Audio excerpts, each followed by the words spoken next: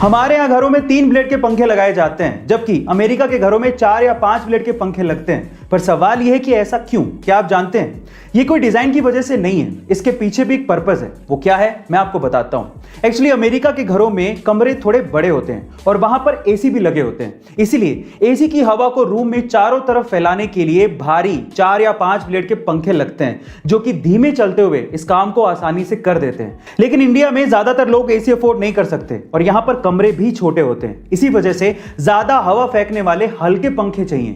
इसीलिए यहां पर 3 ब्लेड के पंखे इस्तेमाल किए जाते हैं। जब हमारा मोबाइल डिस्चार्ज होने लगता है तो हम लोग चार्जर को ढूंढने भागते हैं, लेकिन तब क्या हो जब आपको चार्जर मिले ही नहीं, या फिर आप ऐसी जगह पर हो जहां पर चार्जिंग सॉकेट हो ही नहीं, या फिर अगर इलेक्ट्रिसिटी ही ना हो तो क्या करोगे?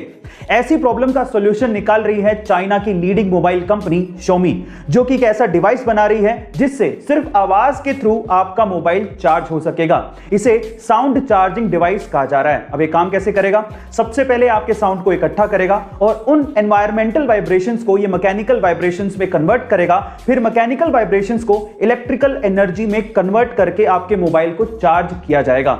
अब सुनने में ये अविश्वसनीय लग रहा है, लेकिन एक्चुअली इस पे काम चल रहा है। 25 जून 2009 को the king of pop Michael Jackson की मौत हुई थी और बहुत से राज उनकी मौत के साथ ही दफन हो गए थे, और उनमें से एक राज था एंटी ग्रेविटी डांस मूव का। गाइस, 1987 में माइकल जैक्सन की एक एल्बम रिलीज हुई थी जिसका नाम था स्मूथ क्रिमिनल, और उसमें उन्होंने एंटी ग्रेविटी डांस मूव किया था, जिसमें वो 45 डिग्री तक बिना किसी सहारे के झुक जाते हैं, और वो भी अपनी बैक को सीधा रखते हुए। जब ये एल्बम रिलीज हुई थी तो लोगों को विश्वास ही नहीं हुआ, तो फिर एमजे ने यही डांस मूव एक लाइव शो में परफॉर्म करके दिखाया तो लोगों के होश उड़ गए। गाइस, बाद में बहुत से लोगों ने इसे एक ट्रिक कहा, लेकिन आज भी वो डांस मूव किसी के बस की बात नहीं है। कई लोग इतना दिमाग कैसे लगा लेते हैं समझना बेहद मुश्किल है। ऐसा ही दिमाग लगाया एक चाइनीज आदमी ने। उस बंदे ने एक फ्लाइट का फर्स्ट क्लास टिकट खरीदा जिसके साथ में वीआईपी लाउंज का एक्सेस और उसका खाना एब्सोल्युटली फ्री था। अब उस बंदे ने क्या किया, ध्यान से सुनेगा। वो सबसे पहले वीआईपी लाउंज गया, वहां पर फ्री का खाना खाया और उसके बाद अपनी टिकट को रीस्केड्यूल करवा दिया।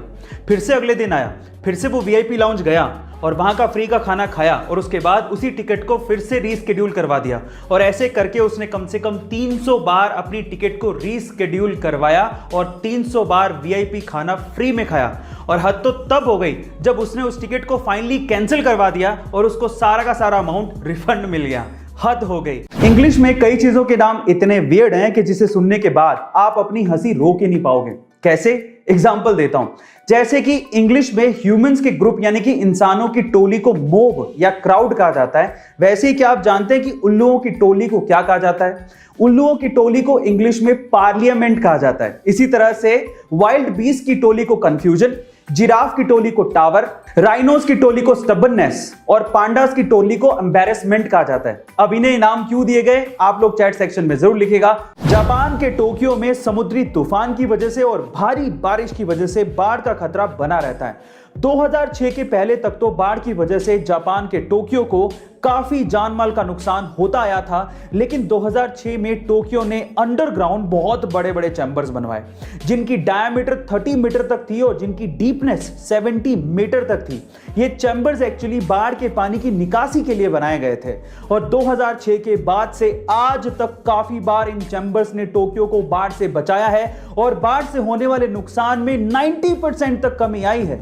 अगर आप किसी मुसीबत में फंस जाएं या फिर आपको कोई किडनैप करने की कोशिश करे, इन दैट केस आपके मोबाइल की एक सेटिंग आपकी जान बचा सकती है। क्या है वो सेटिंग और वो कैसे काम करती है मैं आपको बताता हूं। उस सेटिंग का नाम है SOS यानी कि सेव अ शिप। इसके लिए आपको मोबाइल की सेटिंग्स में जाना है और वहां पर जाके SOS को सर्च करना है और उसके बाद SOS के टॉगल को ऑन करना है, और उसके बाद अगर आप चाहें तो वहां पर कॉन्टैक्ट्स के ऑप्शन में जाके आपके रिलेटिव के कॉन्टैक्ट नंबर भी आप ऐड कर सकते हो जिनसे आप हेल्प की उम्मीद रखते हो। अब होगा कुछ यूं कि अगर आप मुसीबत में फंसते हो तो आपको आपके मोबाइल के पावर बटन को 3 बार दबाना है। इससे क्या होगा? इससे इमरजेंसी हेल्पलाइन नंबर 112 और आपके रिलेटिव के नंबर पर, जो नंबर आपने सेव किए थे, वहां पर एक हेल्प मैसेज पहुंचेगा और साथ ही साथ आपकी लोकेशन भी उनके पास पहुंच जाएगी, जिससे आपको मदद मिल सकती है और आपकी जान बचाई जा सकती है। एक बार एक बंदा जूता खरीदने के लिए किसी शॉप पे गया। उसे 7 नंबर का जूता खरीदना था और उसे उस शॉप पे एक जूता पसंद भी आ गया। लेकिन जैसे ही वो काउंटर पे पेमेंट करने के लिए गया, उसे पता लगा कि वो वॉलेट तो घर पे ही भूल गया है। फिर उसने शॉपकीपर से रिक्वेस्ट किया कि आप मुझे जूते दे दो, अगले दिन आके मैं पेमेंट कर दूंगा। थोड़ा सा हेजिटेशन उस शॉपकीपर को फील हो रहा था उधार देते हुए, लेकिन फिर भी उसने जूते पैक किए और ग्राहक को दे दिए। अगले दिन वही ग्राहक वापस से उस शॉप पर आता है और कहता है कि दोनों में से एक जूता 6 नंबर का है, प्लीज आप उसे चेंज कर दो। तो ग्राहक ने माफी मांगते हुए 6 नंबर का जूता चेंज करके उसे 7 नंबर का दे दिया। उस दिन ग्राहक वॉलेट लेके आया था और उसने पेमेंट भी कर दी।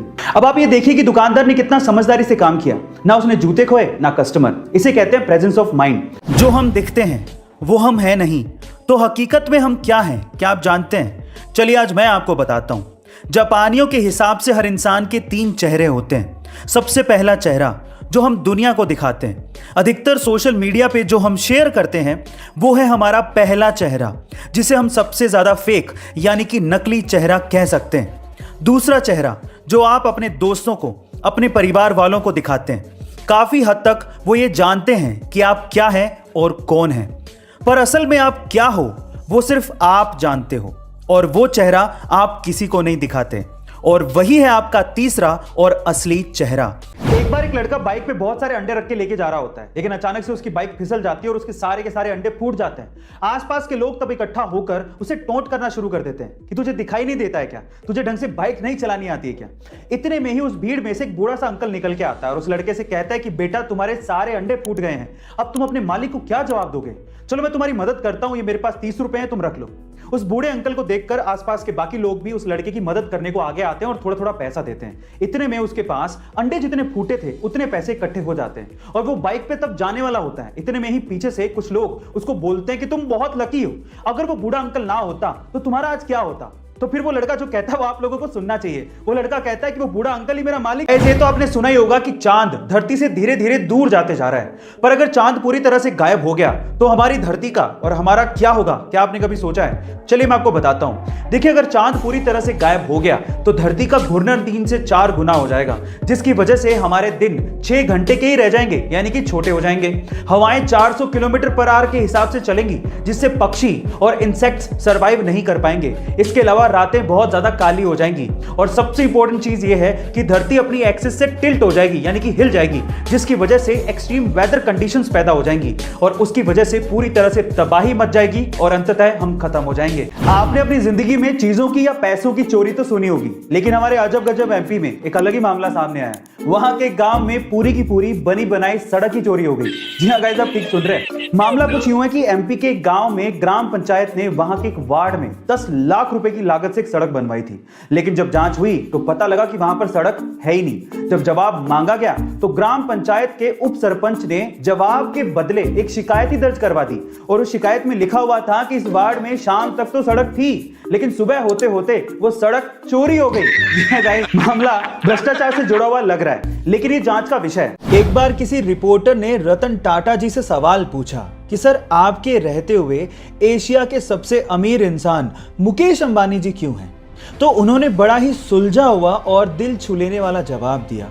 उन्होंने कहा कि हम इंडस्ट्रियलिस्ट हैं और मुकेश अंबानी जी बिजनेसमैन हैं।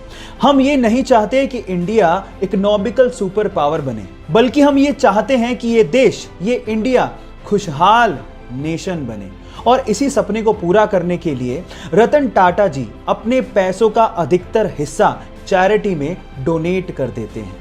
24 नवंबर 1971 को पोर्टलैंड से सिएटल जाने के लिए डीबी कूपर नाम का एक आदमी एक फ्लाइट पे चढ़ता है। जैसी फ्लाइट हवा में होती है, वो अपने पास ही खड़ी एयर होस्टेस को एक लेटर पकड़ाता है जिसमें लिखा होता है कि मेरे पास बॉम्ब है और तुम तुरंत मेरे पास आके बैठो। जैसी एयर होस्टेस कूपर के पास आके बैठती है, वो उसे बॉक्स खोल के बॉम्ब दिखाता है और कहता है कि मुझे $2 लाख प्लस 4 पैराशूट चाहिए, नहीं तो मैं सबको उड़ा दूंगा।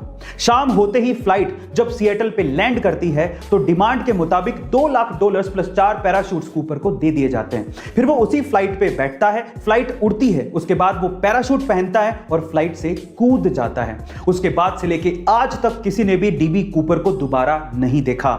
एफबीआई ने खूब सर्च करने की कोशिश की, लेकिन वो डीबी कूपर को दोबारा ढूंढ ही नहीं पाई। फाइनली 2016 में एफबीआई ये फाइल हमेशा के लिए बंद कर देती है। गाइस, हम सबके फेवरेट यूट्यूबर भुवन बाम एक बार फिर से अपनी नई सीरीज ढिंडोरा को लेकर चर्चा में है, और अगर आपने गौर किया हो तो इस सीरीज के 3rd एपिसोड में एक ही फ्रेम में भुवन बाम के 5 कैरेक्टर दिखाई दे रहे हैं और मजे की बात यह है कि उस पूरे सीन को एक ही शॉट में फिल्माया गया है। पर सवाल यह उठता है कि भुवन बाम तो एक ही है, फिर उनके 5 कैरेक्टर एक ही फ्रेम में एक ही शॉट में कैसे फिल्माए गए? क्या आप जानते हैं ये कैसे पॉसिबल हुआ? चलिए मैं आपको बताता हूं। इसके अंदर मोशन रिग टेक्नोलॉजी का यूज किया गया है, जिससे आप एक ही पर्सन के अलग अलग कैरेक्टर को एक ही फ्रेम में एक ही शॉट में फिल्मा सकते हैं। सर, आईआईटी सपना है मेरा, लेकिन पता नहीं पूरा होगा कि नहीं। सपना देखा है तुमने आईआईटी का, तो फिर तो ये पूरा होगा नहीं, क्योंकि अगर सपने ही देखते रहोगे तो पूरे कहां से होंगे। इनफैक्ट तुम में से किसी का आईआईटी जाने का सपना होना भी नहीं चाहिए। और एक तो ये शब्द यूज करना बंद करो, सपना, क्योंकि इसको यूज करने का मतलब ये है कि तुम अंदर से मान चुके हो कि तुम्हारा कुछ होना जाना तो है नहीं, देखने की चीज थी, देख ली। एम शब्द यूज करो, एम। सपने देखे जाते हैं और एम पूरे किए जाते हैं। गाइस, आपने गौर किया होगा कि आपके आसपास कई ऐसे लोग हैं जिनके बहुत सारे दोस्त होते हैं और आप लोग ये सोचते हैं कि काश इतने दोस्त मेरे भी होते। पर सवाल यह है कि आखिर इतने दोस्त बनते कैसे हैं, दोस्त बनाए कैसे जाते हैं, उसके तरीके क्या हैं? देखिए, बहुत सारे तरीके हैं, लेकिन आज इस वीडियो में मैं आपको सबसे आसान और सबसे अच्छा तरीका बताता हूं। ध्यान से सुनिएगा। देखिए, एक स्टडी के अनुसार ये कहा गया है कि अगर आप किसी से बातचीत कर रहे हैं और उस बातचीत में आप सिर्फ 20% ही बोलें, लेकिन 80% उसकी बातों को सुने, तो वो बंदा शायद आपका दोस्त जल्दी बन जाएगा। लेकिन उसकी बात को सुनने के लिए नहीं सुनना है, उसकी बात पे गौर भी करना है। ये बहुत इंपॉर्टेंट है। मान लीजिए कि आपको किसी वजह से हवाई जहाज से बिना पैराशूट के कूदना पड़े, या फिर आपके पास पैराशूट है लेकिन वो हवा में खुल ही नहीं रहा है। इन दैट केस क्या आप अंदाजा लगा सकते हैं कि आप कहां गिरें ताकि आपकी जान बच जाए? एटलीस्ट गिरने से तो जान ना जाए। आप में से बहुत सारे लोग पानी को चुनेंगे कि पानी में गिरेंगे तो शायद बच जाएंगे, लेकिन ये गलत है। पानी में गिरना उतना ही खतरनाक है जितना कि कंक्रीट की जमीन पर गिरना, क्योंकि पानी कंक्रीट की जमीन के जैसे कंप्रेस नहीं होता। वहां पर आपके जान जाने का खतरा ज्यादा है। तो 4 बेस्ट ऑप्शंस कौन से हैं? सबसे पहले तो घास की जमीन, दूसरा स्नो यानी कि बर्फ की जमीन, तीसरी दलदल की जमीन और चौथा पेड़।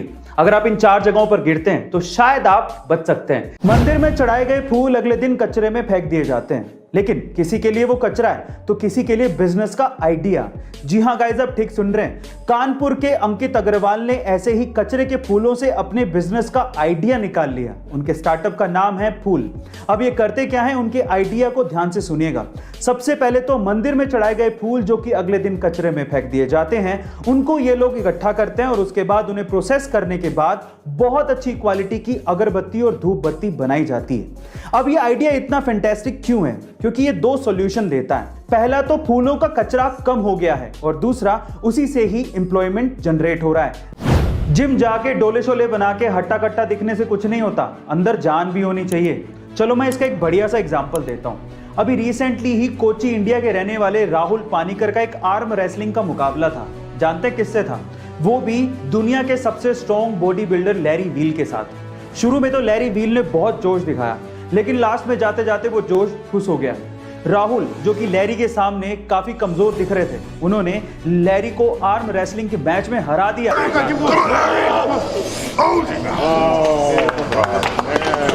साउथ के सुपरस्टार और स्टाइलिश स्टार माने जाने वाले अल्लू अर्जुन अब सिर्फ साउथ के ही सुपरस्टार नहीं बल्कि पूरे इंडिया के सुपरस्टार बन चुके हैं, क्योंकि उनकी फिल्म पुष्पा पूरे इंडिया में रिलीज के पहले ही दिन सबसे ज्यादा कमाई करने वाली मूवी बन चुकी है। गाइस, आपकी जानकारी के लिए हम आपको बता दें कि पुष्पा ने इंडिया में पहले ही दिन 71 करोड़ रुपयों की रिकॉर्ड तोड़ कमाई की है। और गाइस, आज तक किसी भी बॉलीवुड के मेगा स्टार ने भी अपनी मूवी को इतनी बड़ी ओपनिंग नहीं दिलवाई है।